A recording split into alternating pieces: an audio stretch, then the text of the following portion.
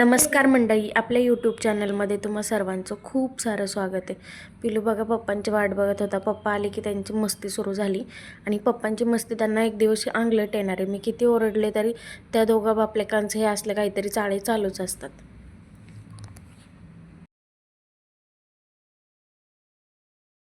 आदूला स्कूलमधून आणायला चाललो होतं, पण पिलूने तोपर्यंत मला एवढा त्रास दिला होता ना, काहीच कामं झालं नव्हतं तोपर्यंत माझं. आणि एवढं ऊन लागतं दुपारी आणेपर्यंत खूप जास्त. आलं की पिलू मात्र छान झोपून जातो. त्याला बाहेर नेल्यावरती काय वाटतं काय माहिती, आलं की छान लगेच झोपून जातो. आणि आज आमच्या दारात साप निघाला होता. हे वरचे भाऊ आणि हे करत होते, त्या सापाला हुसकून काढत होते आणि नाग होतं तो. आणि मेन म्हणजे आदूने बघितलं, आदू गेला होता बाहेर सायकल खेळायला आणि त्या सायकलीपाशी तिथेच जाऊन बसला. त्याने बेडूक आणलेलं तोंडात, ते बेडूक खात बसलेलं तो तिथे. आणि फरशी आहे थोडीशी, थोडासाच एकदम नॉर्मल फट आहे तिथे, आणि त्या फटमध्ये जाऊन बसलेला तो नाग. नंतर हे इथे हा एरिया थोडासा आहे की यात सापट आहे की कुठेतरी जाऊन बसेल वगैरे म्हणून. तर ते भाऊचं चाललेलं की ते हुसकून काढत होते. भाऊजी नव्हते तोपर्यंत घरी. आणि बघा तो तिथून परत बाथरूमच्या पाईपमध्ये घुसला. म्हणजे तिथून तर निघालाच तो, आणि मग परत बाथरूमच्या पाईपमध्ये घुसला. तोपर्यंत बरीचशी जणं जमा झाली होती. ते चाललं होतं की त्याला हुसकून काढून जाऊ दे त्याच्या वाटेने. पण त्या ह्याच्यात आहे ना, त्याला थोडीशी लागलं. पण मग सगळे म्हणायला लागले की ह्या एरियात बऱ्यापैकी बस वगैरे लागतात, मुलं असतात लहान, त्याच्यामुळे पकडून कुठेतरी सोडून या लांब. त्याच्यामुळे मग ते फौजीने ते तोंडाला त्याच्या पकडलेलं काठी आणि बरणीत घालायचा प्रयत्न करत होते. ॲक्च्युली एवढे घाबरत होते ना फौजी, तर म्हणजे त्यांना ते काठी पकडलेली पण ती सोडून पळू का काय असं झालं होतं. आणि त्यांनी ते बरणीत ते काठी तशी सोडायची, तर त्यांनी ते असं जोरात हे केलं.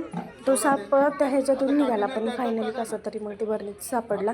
त्या ताईंनी एका कापूर आणलेला की म्हणतात कापूर पेटवल्यावरती त्या वासाने निघून जातो तिथून. पण भरपूर माणसं जमा झालेली की त्यांचं चाललेलं नको, त्याला मारा तरी किंवा मग भरून सोडून द्या, मारायचं नसेल तुम्हाला तर. त्यांनी चांगला फणा काढलेला. तो थोडा जखमी पण झालेला होता, त्यामुळे त्याच्यात एवढी एनर्जी नव्हती की तो असा अटॅक वगैरे करेल. नंतर तोच दमला, मग शांतपणे त्या बरणीत जाऊन बसला. फायनली त्या बरणीत वगैरे त्याला भरलं. ते झाकण लावायला सुद्धा फौजी घाबरत होते एवढे. मला तर खूप जास्त भीती वाटत होती. म्हणजे मला एकतर हे साप वगैरे त्या प्राण्यांच्या अजून कधी बघणं झालं नाही, त्याच्यामुळे खूप जास्त भीती वाटत होती. ते बरणीत भरला त्यांनी. मग बरणीत भरल्यावरती मग फौजी आणि आमच्यावरती जे राहतात भाऊ, त्या भाऊंनी सोडून आले. ॲक्च्युली त्या भाऊंनी खूप धिटाईने, म्हणजे त्यांच्यामुळे तो पकडला गेला, नाहीतर काही सापडलाच नसता तो. आणि हा जिथे निघालेला ना, म्हणजे हा इथे ह्या फरशीच्या फटमध्ये जाऊन बसलेला, ह्या ठिकाणी माझं फिरून फिरून फिरून फिरून तिथेच लक्ष जात होते की तिथे परत काहीतरी येईल का, तिथे असेल का. नंतर संध्याकाळी पिलूला घेऊन आम्ही जरा हॉस्पिटलला गेलो. त्याची कुरकुर अजून काही बंदच होत नाही आहे, सारखी शी करतो तो, सारखे जुलाब होत आहेत त्याला. त्याच्यामुळे म्हणजे 2 दिवस ठीक होतो तो की परत 2 दिवसांनी सुरू होतं. येताना आदूला हे असलं काहीतरी घ्यायचंच असतं मेडिकलमध्ये पिलूला औषध आणायला गेलो की. किंडर जॉय घेतलेलं त्यामधलं ते खेळणं. पिल्लू झोपलं आहे बघा माझ्या मांडीवरती. आज अख्ख्या दिवसभर मी घरात एवढी घाबरून होते ना, म्हणजे आता ते साप बघितल्यापासून असं वाटायचं मला आता इथे काहीतरी येईल, आता तिथे काहीतरी येईल, असं. म्हणजे अक्षरशः मी माझं कुठल्याच कामात लक्ष नव्हतं आज, एवढं हे झालं तर. आता जरा ठीक आहे की बाबा, नाही ते तेवढ्यापुरतं होतं. कुठून तरी कधीतरी होतं, कधीतरी काहीतरी येतं निघतं. आता ठीक आहे, बघूया. तर आजचा ब्लॉग इथेच संपूया.